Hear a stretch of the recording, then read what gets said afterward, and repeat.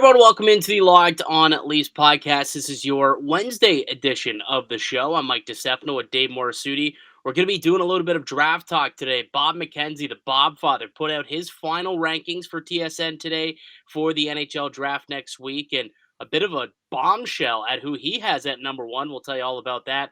Maybe some of the Leafs, some guys the Leafs could be targeting in the draft. They got picked number 25 this year. And going to play a little bit of cosign, no sign as well to end off the show. Should be a fun one. Can't wait. Let's get right into it. You're listening to Locked On Leafs, part of the Locked On Podcast Network. You're Locked On Maple Leafs, your daily podcast on the Toronto Maple Leafs, part of the Locked On Podcast Network, your team every day.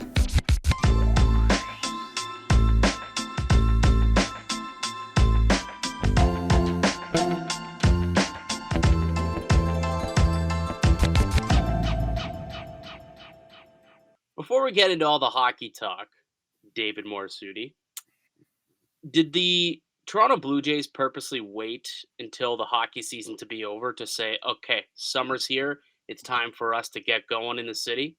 You think that's what happened? I mean, the last couple of days have been glorious from the Blue Jays.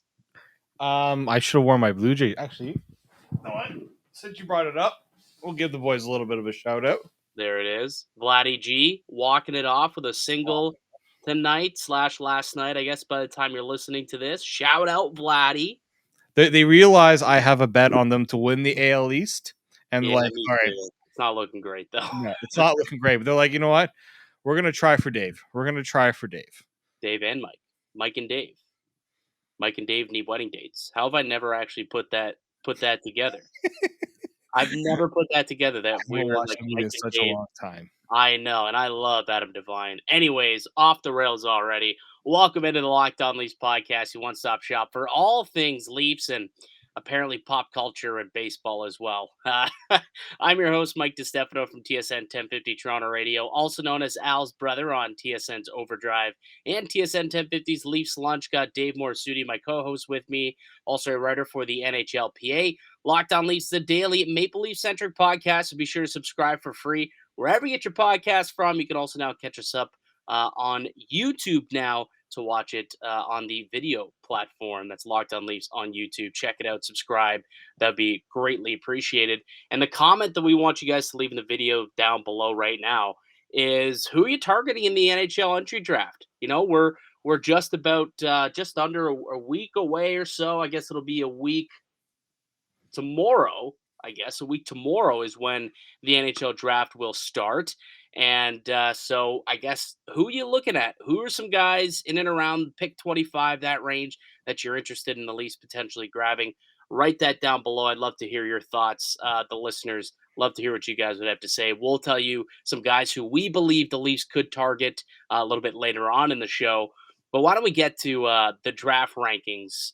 Because Bob McKenzie came out with his draft rankings today, Dave, and these are the ones that everybody kind of looks forward to. You know, the Bobfather himself comes out with these each and every year. He pulls 10 general managers in the league, and that's how he comes up with his rating system. So, it's not like exact science, but I was told that the last 10 guys who he had rated at number one did go number one in the draft. And you can look at it on the screen right now if you're watching on YouTube. But if you're listening, Shane Wright is not the number one prospect on Bob McKenzie's draft board. It's Juraj Slafkovsky, the winger out of the Czech league, the Slovakian. Out of the Finnish league, Slovakian winger, 6'4", 230 pounds. He was unbelievable at the Olympics. He was great in the World Championships, and ultimately is now the top prospect according to most of the guys who Bob McKenzie pulled in the of the 10, I guess, that he pulled. So I suppose if he took another 10 guys, it could be a little different. But Juraj Slafkovsky, all the way up to number one in Bob McKenzie's final draft rankings. Shane Wright, number two, with Logan Cooley rounding out the top three. Were you surprised to wake up to this morning, Dave? A little bit, because we kind of had already thought that Shane Wright would be that guy at number one. We heard about it all year. I understand that there's been a lot of talk about who goes after him, but there was never really talk about who number one it could be. And even Shane Wright has come out flat out and said he kind of expects to be first overall. Like Yeah. this is so yeah, it's a little surprising, but I also just think, in all respect to the Bobfather, the Montreal Canadiens, I think, have also kind of they can't show all their cards, but everyone kind of figures that Shane Wright will be their guy. So, but yeah, the other guys, Maybe. Maybe not though. Maybe not though. I mean, what if one of the guys who they pulled was someone in the Montreal organization? They even said Slafkovsky's the better player. You never know. What I find interesting is you can go check out the piece. You can read the entire his whole rankings with some really good analysis and whatnot. But part of the analysis and part of the article that he put out there was a quote from one general manager that said he doesn't necessarily look at either of these two as top line players. Like he believes that Shane Wright will be a high level number two center and maybe a low level number one. And it's kind of similar to Slafkovsky, a high level top six center who has a chance to break into that top line or winger, sorry, has a chance to break into that top line winger category at some point. And that's not what I was anticipating coming into the draft just based on all the fanfare we heard about Shane Wright his entire junior career. No, and it's funny because it's almost similar to Alexis Lafreniere right now, right? You know, this what guy was a first overall pick, and he hasn't even sniffed being a top line player for the New York Rangers. Now, granted, he doesn't have to be a top line player for the Rangers because he is, you know, on a really good team that kind of got fortunate to get the first overall pick, right? When we look back at that draft lottery. But I also think it's the expectations of these guys. Like when I think about first overall elite can't miss talent, I think of what next year's draft is going to put up with the Connor Bedard, right? Like Yeah, that's and the Russian kid, I can't remember his name right now, but he's supposed to be unbelievable too. right. So like that's what we're talking about when we're thinking of that can't miss top elite number one guy, Generational. Yeah. right? Shane Wright is a very good player. His comparable is Patrice Bergeron. Patrice Bergeron is a number one center in the NHL, but it took him a lot of time to get there. It did, but people got to remember comparable just means it's the style of game that Yeah. he plays, right? Like you could also look at that and say, okay, Patrice Bergeron, well, how about maybe like a Phil Deneau with a little bit more offensive instinct to him? Like Mhm. as far as being a defensive defenseman or being a defensive forward and being a responsible defensively at the very least, you know, in the ill because when you use Patrice Bergeron, I feel like you put such sky high expectations For sure. where I'm not sure Shane Wright will ever be able to fulfill those. Like if Montreal is hoping to get a future Bergeron in Shane Wright, I don't think he's ever going to meet those expectations, which is unfair to him because those are unreasonably high. So he plays a style similar to Bergeron, but I don't think he has quite the skill level that Bergeron has, and I don't know if he'll ever become what Bergeron became in his career. But I could still see him being an effective two-way centerman in the NHL, a guy who could get you, 70-ish points, maybe he has an 80-point year, maybe. But in terms of being a superstar talent in the NHL, I mean, I guess when you're with an original six team in a squad like Montreal, I guess you have the chance to always be a star.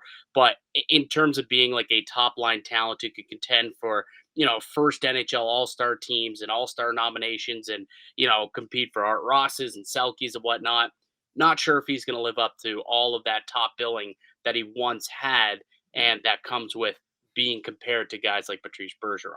And I will say that this is not my comparison. These are comparisons I have seen when I've been Absolutely. doing my Absolutely. I've seen John Tavares is another comparison that I've heard a lot, and I think Tavares is probably more appropriate than Patrice Bergeron, to be quite honest with you. And I would say at this point in his career, John Tavares is probably a high end number two at this point. It's what he was. He was a number one, but now he's over 30, and he's just a number two center. That's what he is here in Toronto. He's a number two guy. And maybe that's what Shane Wright can be. Is that like solid out of a number one pick? Sure, potentially. Doesn't seem to be an overly strong draft, but Montreal is definitely going to have a choice to make here because for Mhm. a while That's the sexy pick. Shane Wright was kind of the consensus number one all along up until now. I think I saw Corey Proman of The Athletic had Yuri Slafkovsky as his number one prospect, and now we see it on Bob McKenzie's list. I think Craig Button still thinks that Shane Wright has been his number one guy, and he put out his list about a week ago and still had Shane Wright as his number one dude. I don't see him wavering off of that, but we'll see what Montreal decides to pick. Either way, they're going to get a really good prospect and a guy who's going to come in and help him year one, I believe. So they're going to be happy. But I think when you're in Montreal and you're looking for the pop, Shane Wright will get you that pop a lot more than Slafkovsky will at the Bell Center on July 7th, I think. Yeah, I also think, Sam Costantino from Sportsnet, he's also another guy that I like to read for his draft stuff, and Absolutely. he's had Shane Wright top, I'm pretty sure, on every single list. I don't know if he's got one post Memorial Cup. I think he usually does one just before the draft. But yeah, he still wants the Memorial Cup championships tonight, so maybe we'll see one come out in the next couple of days. he had one on June 15th, and his most latest one has Shane Wright number one. So yeah, makes sense. Yeah, we'll see who they end up taking, but I think either way, they're still going to get a good quality player and someone who's going to help Montreal for many years to come.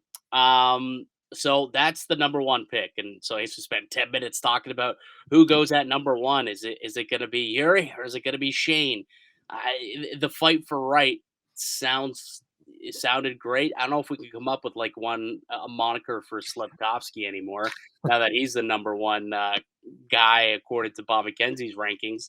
But maybe somebody down below could think of something interesting about Yuri Slafkovsky. Can you come up with some sort of fun draft tag that would make sense? A fun little, some wordplay there. I don't know. I haven't heard anything, so maybe somebody can come up with that. Before we get into the rest of Bob McKenzie's draft rankings and get to some of the guys who the Maple Leafs may be targeting and a little bit of cosine no sign, let me tell you guys all about one of today's show sponsors, and that's BetOnline.net. It's your number one source for all your betting needs and sports information. You can find all the latest developments, league reviews, and news, including this year's NHL playoffs, the Major League Baseball playoffs, and BetOnline is your source for podcasts, news, and scores from around the season. You can head to the website today or use your mobile device to learn more about the trends in action. BetOnline, it's where the game starts. Welcome back into the Locked On Leafs podcast. I'm Mike DiStefano, got Dave Morassutti with me. We're taking a look at the NHL Draft Rankings for this upcoming draft, which is about a week away. July 7th is the date of the draft. It's coming up next week. And we're looking at Bob McKenzie's draft rankings. These are our ones that everybody likes to kind of comb through because he's polling actual NHL general managers and coming up with the rankings through their eyes, not his eyes, through their eyes. And we just went through it according to the 10 players that the 10 GMs that he had pulled. Yuri Slafkovsky has a narrow lead. He got 5 of the 10 votes. Shane Wright got 4, and I want to say Logan Cooley got the other one.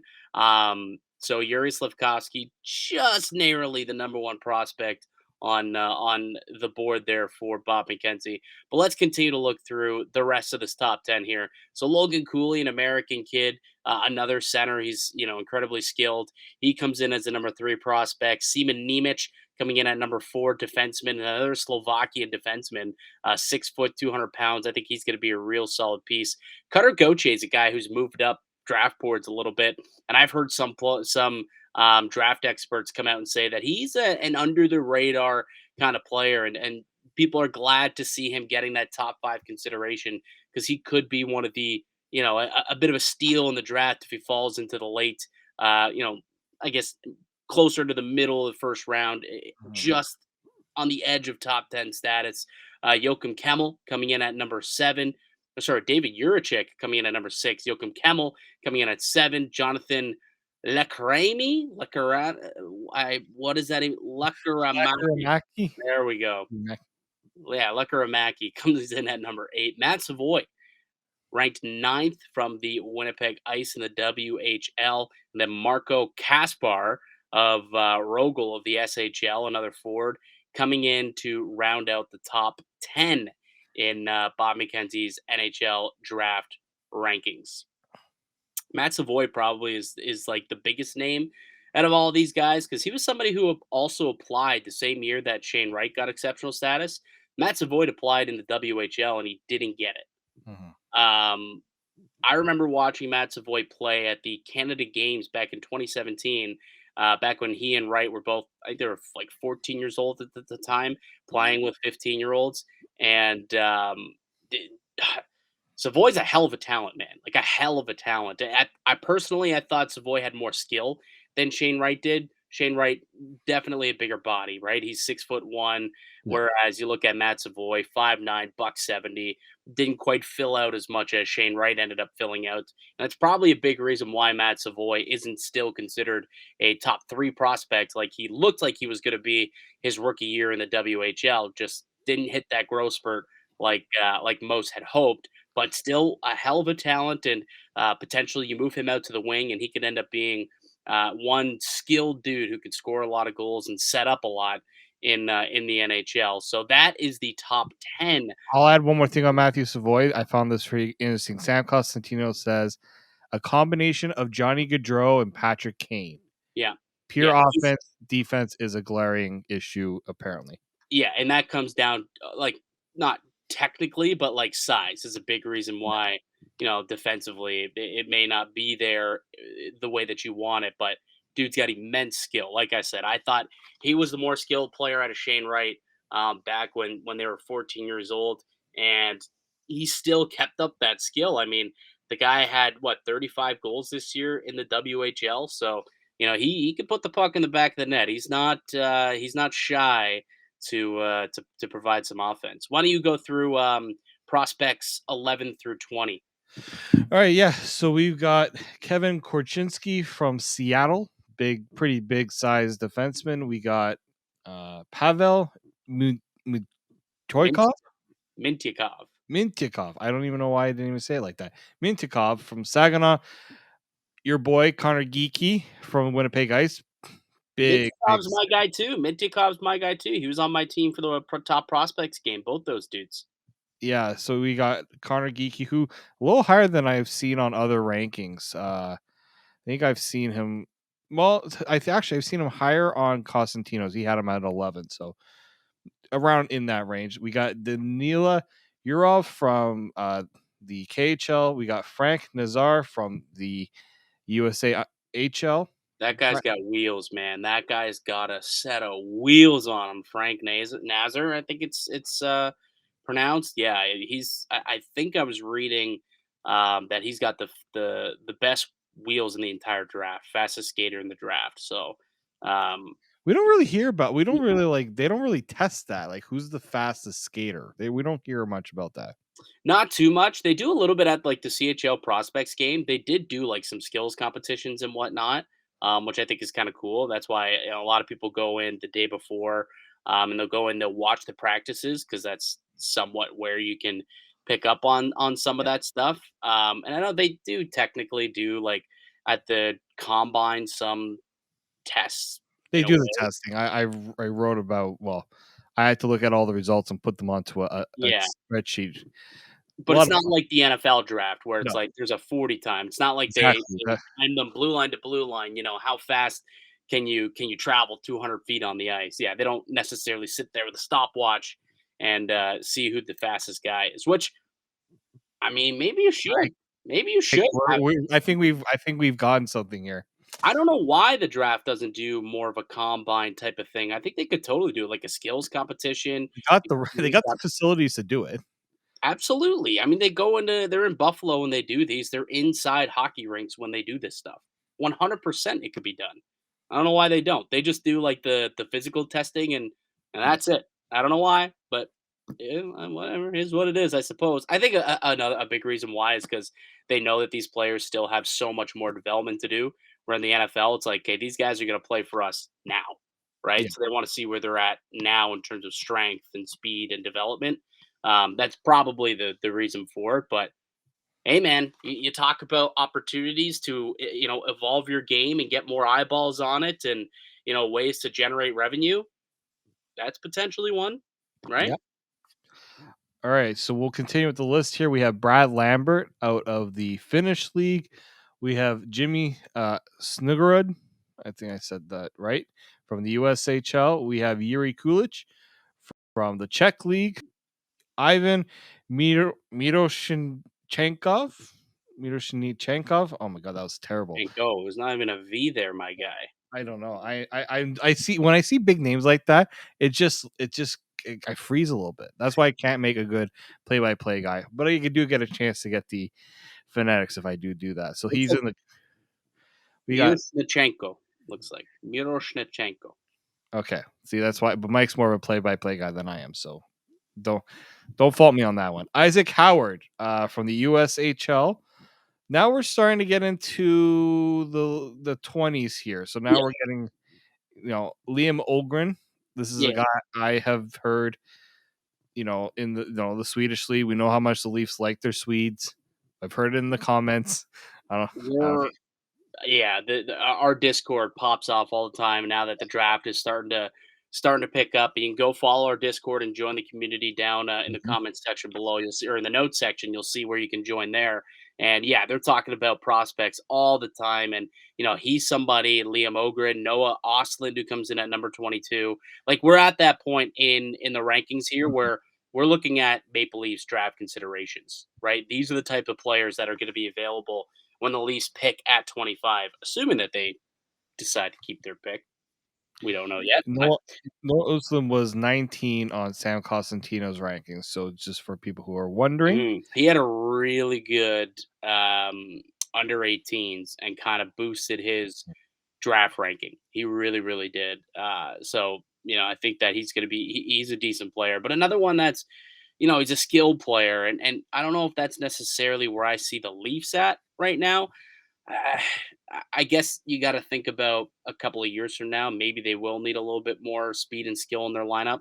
But let's see. Let's keep going in this list, and then in the next break we can kind of break it down to guys who we think the Leafs should go after. Owen Pickering, 23, coming in at 23rd on Bob McKenzie's rankings here. Another one of the guys who I coached down at the prospects gate. Big boy, 6'4", $180. He'll probably grow into that frame, and that's a big body out there. Denton Matejchuk, big time guy. This guy, I love that guy when I was coaching him. Really smart player too. So Denton Matejchuk's another one of those players out from the WHL, defenseman. So he comes in at 24, 25, which is the pick that the Leafs do have. And the player that is in that slot on Bob McKenzie's rankings, Ryan Chesley, from the USHL of the Americans. 6-foot defenseman, 200 pounds. Yeah, we'll see what he can end up being. I'm not too familiar with Ryan Chesley. It's kind of a name that has popped up more recently. Wasn't one that was in this range, for a majority of the draft process. So he's one of those guys who seem to be rising a little bit here in the process. I got his Sam scouting report here. I can just quickly read through it here. So he he ended the season on a personal high, playing for all situations for Team USA at the U18s. Two-way defenseman who scores more goals than most defenders playing the same role. Cable distributor at times will rush the puck, has improved his game management with the puck on his stick. A sound competitive defenseman who gaps up and battles, moves well, no real holes in his games. Projects to be a solid number 4 as a pro. We'll take it. And he's a right shot as well. Just going to throw that in there as well. Right shot, top 4 defenseman. That's a commodity around the NHL. That's absolutely a commodity around the NHL. So that's someone definitely kind of keep an eye on as the Maple Leafs pick in this range, and technically at pick 25, funny enough. So Ryan Chesley, maybe another one of those guys. And we know that they're not shy to go the USHL route. They like their Americans. Who's the guy they took from the Chicago? Who's Ryan Hardy? Is it Ryan Hardy? Is he the one from the Chicago Steel? I always get it mixed up with their AGM and the guy who was. That is he is the senior director of player personnel. Perfect. I always get him and their performance coach mixed up. So I'm pretty sure they have a similar name. if I'm not mistaken. But anyways, Ryan Hardy, I did get the right name. You know, he's a guy who knows this league very, very well. And I think you know, it went well last year. They took Matthew Nyes in the second round, and he turned out to be quite the talent. So I could see them definitely going the USHL route again, because it's turned out well for them a couple of times. Nick Abruzzese, another perfect example of a player who went the USHL route, then to the college, and now here he is making an impact in the NHL. Yeah, Nick Abruzzese also played for the Chicago Steel, so if that's the player you're thinking of, that might have been him. So, where do we leave off on the list here? Liam Bichsel comes in at number 26. Another defenseman. This is a big boy. 6'5", 225-pound Swedish defenseman.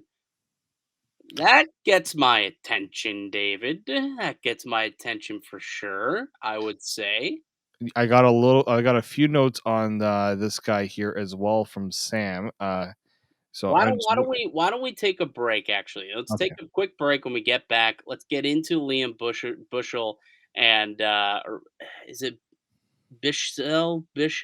I'm butchering that name, but when we get back, Not just me folks that butchers the names. I Thank you. know. Well, you know, can you zoom in slightly? I feel like I'm squinting trying to read these names a little bit. But why don't we take a quick break? When we get back into the pod, we'll let you know about this player and a couple other guys here as we round out the top. Well, I think he's got actually top 50 or top 100 players on this list technically, but we'll just roll through pretty well the guys who might be going in the Toronto range here in the first round. So we'll continue the discussion on the other side. You're listening to the Locked On Leafs podcast, part of the Locked On Podcast Network. Welcome back into the Locked On Leafs podcast. I'm Mike DiStefano with Dave Morassutti with me. We're rolling through the draft rankings provided to us by TSN's Bob McKenzie. He pulled 10 current general managers in the NHL, and these are the rankings that he was able to get out of them. So he compiled all of their rankings, and this is how it spit out. So it's not Bob's rankings, it's the general manager's rankings, which is typically why these are almost like a Bible, right? Like very rarely do we see guys go, you know, extremely out of order. There's not many surprises. And typically, like at the end of the day, when you look at the first round, 32 players, typically Bob will have 29 of the top 32 selected, and maybe a couple of guys who are outside that aren't. So these are pretty dead on in terms of where guys are relatively valued and where they could potentially go. And we've gotten to the point in our rankings where this is Maple Leaf sighting. This is the section, the value where we think the Maple Leafs could be selecting at. And we left off at number 26, Liam Bichsel. Bichsel, I don't really know how to pronounce that, but he's just a big time Swedish defenseman. And you were just saying that Sam Cosentino has a nice little write up, a bit of a scouting report on this big time defenseman. So why don't you tell us what Sam had to say about this young man? Yeah, I'm just pulling it up because I did have it, and I for some reason let me just do this. I'm just dropping the ball on this one, aren't I? Oh boy! All right, here we go.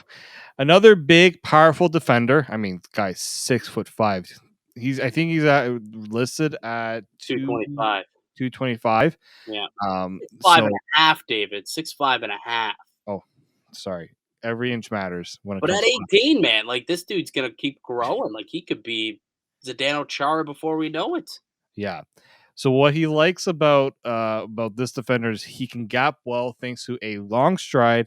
He has a massive reach, and for his size, he has excellent mobility. Oh, love that. A friend of mine, mobility. a friend of mine who used to play hockey, he says one thing you want to see with a big guy at this age is how is their skating. If they got problems skating now, really hard to develop yourself into a high-end skater later on, especially at that size. So he says if you're looking at drafting a big guy, especially in the early rounds, look at their skating. Sure, they can improve, but you want to see your high-end prospects have high-end skating ability. So good to see that there's a guy that has that in that range for the Leafs. Yeah. So another guy in the range where the Maple Leafs might be taking a peek at a Liam Bissell. Rutger McGroarty is another player who I constantly see Leafs Twitter and our Discord talking about this guy being the apple of the eye of a lot of draft Twitter who are selecting for the Maple Leafs. Rutger McGroarty, another one of those USHL guys who had a pretty good season, 35 goals for this kid. He's a winger. He's a big, solid kid, 6'1", 204 pounds as a winger going to college next season. That's the type of player that I think a lot of Leaf fans want the Toronto Maple Leafs to go out and get because he's got that physical side, that physical tendency to him. So I think that this is a player for sure. If he's sitting there at 25, the Maple Leafs will be thinking long and hard about selecting Rutger McGroarty, also one of the best names in the first round. One of for sure. I also love Denton Matejchuk. Great name. That's such a typical hockey name. It's a dub name. That's a dub name for sure. For sure. Is there a write up on McGroarty? Yes, I have one right here. Captain of Team USA's under 18 team, there is much to like, but also areas of his game that need improvement. He has a good stick and ability to make plays in the hard areas coming off the boards and net front, where it's a combination of power and playmaking, equal parts goal scorer, distributor. When physically engaged, he gives opponents all they can handle. Skating has room for improvement. He gets to places, but has to be pushing full throttle at all times to be effective. His off the puck play and overall 3-zone detail ranges. All right, so there it is. There it is for Rutger McGroarty, a potential prospect that the Maple Leafs could have some interest in come July 7th. All right, Nathan Goucher comes in at 28th on Bob McKenzie's NHL Draft Rankings out of the QMJHL. He's a big centerman, 6'3", 207 pounds. Scored 30 goals this year in 66 games for the Quebec Ramparts. So Nathan Goucher, another one of those players. I believe I also had Goucher at the prospects game, if I'm not mistaken. Either he was on my team or the other team, but that name does sound familiar to me. But the Leafs also could be looking at center, right? Like they don't have much in the pipeline when No. it comes to pivots. Like outside of what? Who do they have? Roni Irvinen, Alex Steves. Those guys aren't top 6 centermen. They don't have anybody to replace, a Matthews or a Tavares at whatever point, even if it's just injury. They don't have anyone to replace those guys without having to, kick a Marner or a Kerfoot or a Nylander into the center of the ice. They could definitely look at a guy like Goucher or a guy who's next, Luca Del Bel Blues, another centerman close to home, Mississauga, from the OHL. He would probably love to be a Toronto boy who would end up in Toronto. I see center as you what's say that? that, and he's actually made it a point. Your boy, Mark Masters, spoke Mm, to him recently, and he said it would be sort of a dream come true if the Leafs had called name. there you go. There you go. And I think that, when I look at when I take a look at what the prospect cover that the Maple Leafs have, I think they have some wingers, like Robertson, Nyes, Amirov, even like whatever you want to say about, Ovchinnikov is another player. They've got some other young kids coming up as well who are more second tier, tertiary type of prospects. They've got some defensemen. They're pretty young. They got a couple of guys defensively, but don't really have any centermen outside of Irvinen, right? Like in their organization. So I think that one of these guys, a Goucher or a Del Bel Blues, would be a solid pick for the Leafs in the first round. If those guys are the top players on the board at that moment in time. I'll even add a little bit of scouting report to the Woodbridge, Ontario native. Really light on his skates, anticipates to play well. He's an effective defender, distributor, and shooter. So seems he's a guy that Costantino had at 26. So not too far off from what Bob has on his rankings too. Yeah, 76-point season this year in the OHL for Luca Del Bel Blues. Woodbridge native from the Bridge, Mr. Del Bel Blues. So, which makes total sense that this Italian cat would be from the Bridge. Makes 100% sense. All right, moving on to the final couple of picks here in the projected first round, I guess. Philip Mazur coming in for another Slovakian coming in forward out there, coming in at 30th, 31. Sam Rinzel of the USHS, so that's the United States High School League.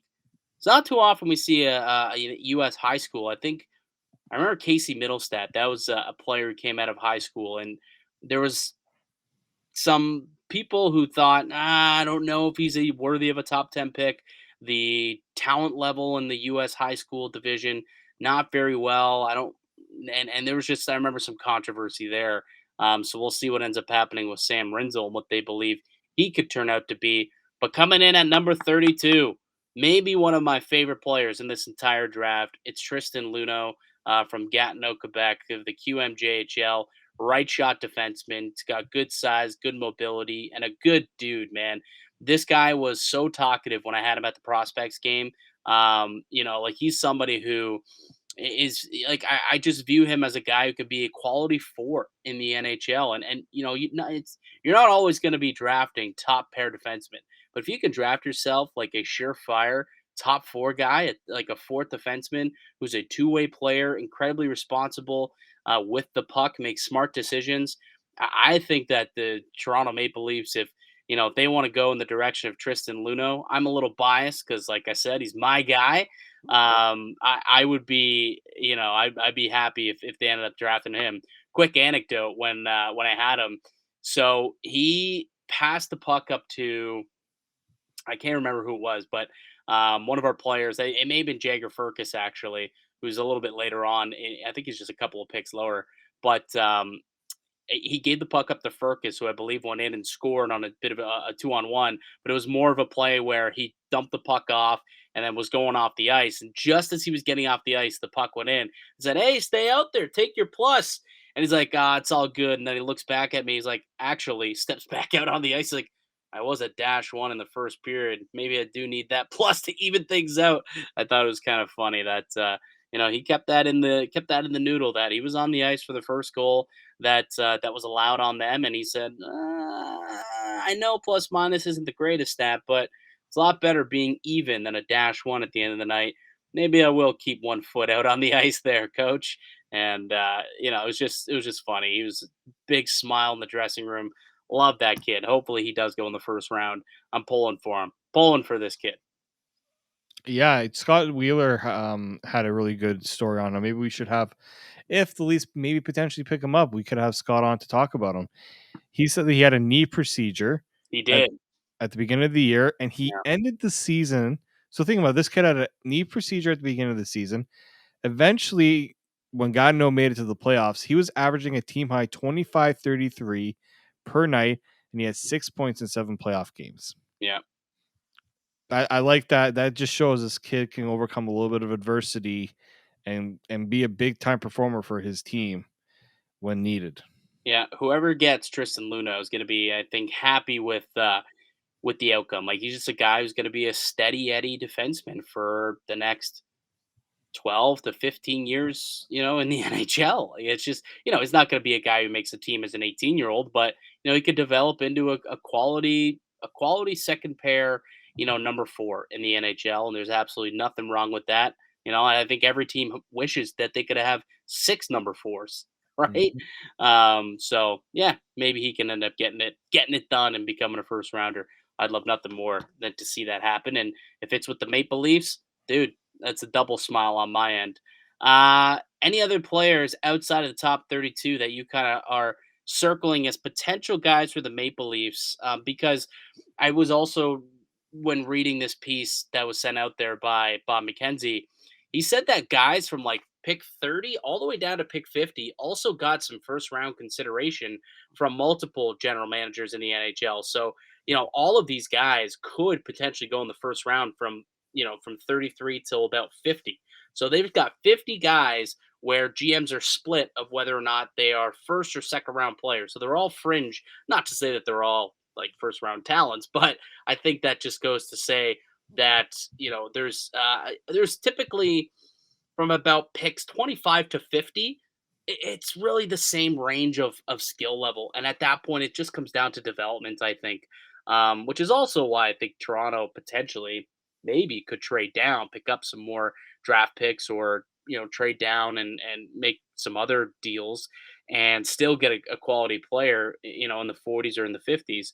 But anybody else kind of stick out to you here in the rest of the top 50 here in Bob McKenzie's rankings? So I mean, not just because of his incredible name, but Jaeger Furkus. Oh, yeah. This is if you're looking for somebody who's got a little bit more of that goal scoring ability, and I think the Leafs could always use goal scoring. Mhm. Um, he's got, I think, a good shot and release. I've kind of kept my eye on him. I don't think this is exactly the player the Leafs need, but I thought it was quite interesting to see. He's still in some lists. He's in the top 30. Some he's fallen out. So it feels like he could be a potential like wild card player that kind of slips in and out of that first round potentially. Yeah, So I know Craig Button. Um, he has Furcus. He may even have him in his top 20. At one point, he did. At one point, he had him as top 20. I don't know if he slipped since I think it was about his March rankings. I saw he was in his top 20 right around the prospect game. So, he's a guy also, again, if in play at 25, I think so. I think so, absolutely. And the only thing about him, he is a small human being. He is really, really slight. He's like 150 pounds soaking mhm. wet. So you're looking at him and you're like, okay, who'd they draft for SDA? Wasn't SDA like 150 pounds when they Yeah, drafted he him? was So it's like 160 soaking wet, as they used to say. yeah, so it's almost like that. Burkus has more talent than Yeah. SDA does, and he can bury the puck, just like you said. He gave about 2 goals, and want to say he was the MVP of the top prospect game. Um, but ultimately, is he going to be able to play with the big boys up in the NHL? Lots of smaller guys have been able to do that, right? So it's not that it can't happen, but more have flamed out than have succeeded, you know? So we'll see what Jaeger Furkus can become in the NHL. Mhm. Anyone else here that interests you? Like the defenseman, Kelly Odelius. Yeah, Calle Odelius, yeah, from Djurgården, Sweden. Yeah, like he's a guy that you can easily look at here. Other than that, I think like a lot of the guys we're expecting. It all depends if any guys even fall down, right? Yeah, In the draft. I yeah. I know. If like a Brad Lambert falls, you're laughing because I think he's an incredibly talented player who at one point was considered like the top pick of this draft, top 3 pick at the very least, and has since kind of slid a little bit. Um, just didn't have a great year in the Finnish league. So he's someone. If he continues to fall, you're happy. Obviously, Yeah. you can get a nice little scoring winger that way. And then, yeah, there's some other guys, Korchinski, if he ends up falling. I don't think these guys would, like Mintyukov. They're probably solidified in the top 20. But, some of those guys, if they end up falling, you're getting yourself a heck of a player at 25.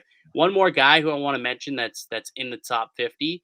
Um, 2 more guys actually. At 41, Noah Warren from Gatineau, the QMJHL, 6'5", 224-pound right shot defenseman. Another guy who I coached at the top prospect game. So little bias, obviously, but he'd be someone where if they did trade back potentially, like maybe the first round's a little bit rich, but if they traded back into like the mid second round, or traded back and just collected a bit more picks, like we see the Leafs do quite often, that'd be a guy who I think could potentially be in play, right? I just if you're looking to get defensemen in the Maple Leafs, I really believe that you need some guys A on the right side, B some dudes with some size, man. They need some size because they have enough of the Rileys and the Sandines and Topi Nimola's a smaller stature guy. They need some meat back there. You look at the Stanley Cup champions, both of those teams who were in the Cup final, they both had some meat on the back end. You just got to have it. And Noah Warren, 6'5", fits the bill. So I think he's one guy who potentially could be somebody if the Maple Leafs, move around the draft board a little bit. And then Maverick Lamoureux, another guy at the QMJHL, 6'6¾", damn near 6'7", 200 pounds. He'll fill that. He'll fill out, and he'll be a little bit bigger of a player by the time he completes his, puberty process and becomes a man. So that's a dude who also has a lot of size and height.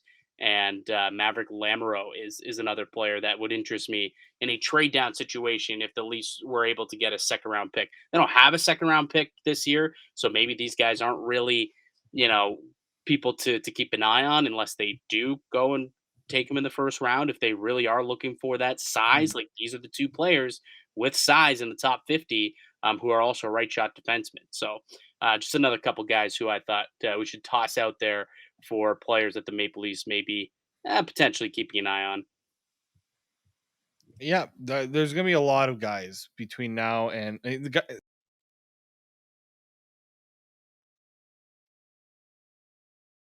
And compile all that, things will change likely between now and the end of or going into the draft. Just the way it goes. Yeah, you froze there for half a second, so I missed the first part of what you were saying. But I was just saying that things will change. Things will change between now and the draft. A guy could have had something pop up in an interview or something with their physical testing. Yeah, absolutely. Absolutely. Testing, something in the medicals, that stuff always happens. Although I do recall Sam Bennett couldn't do a single chin up, still won third or still won fourth overall in the draft that year. Can't remember who went fifth right after. Was it Lindholm? Lindholm go number 5? Was that year? You're 2014. It was the 2014 draft. I'll look it up really quickly. 2014 NHL draft. We have Sam Bennett. I have, Dal Cole. No, Dal Cole. Oh yeah, gross. Dal Cole, then Virtanen, Fleury, and then Willie Nylander. What the heck, Oh, so Lindholm wasn't even. He was before. He may have been 2013. Now I think about it, because he was the top 10 pick. Elias Lindholm. He may have been 2013. Nylander coming in at number 8. So thank you to the Islanders, Vancouver, and Carolina for whiffing on those picks. Calgary also, because Nylander is definitely a better player than Sam Bennett. But Buffalo, how about that? Taking Sam Reinhart over Leon Draisaitl. Oof.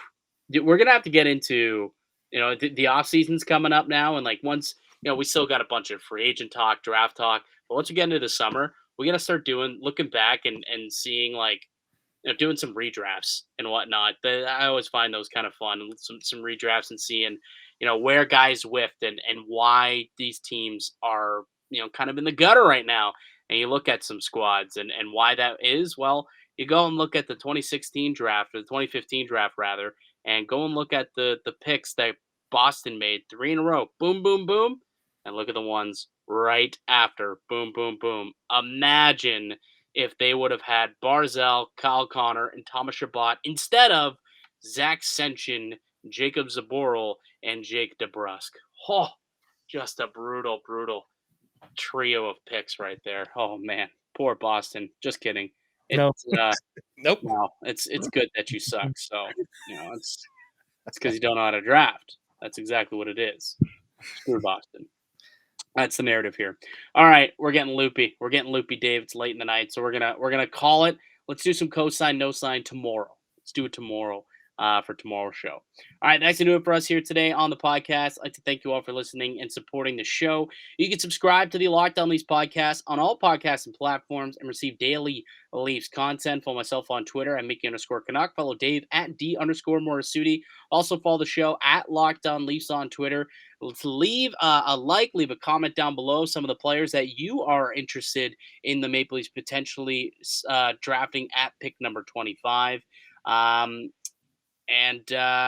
that'd be greatly appreciated. And to share Let your friends know about the show and everything. Go ahead, leave a review on iTunes and wherever you get your podcasts. We'll be back with another episode tomorrow. But until then, keep it locked right here on Locked On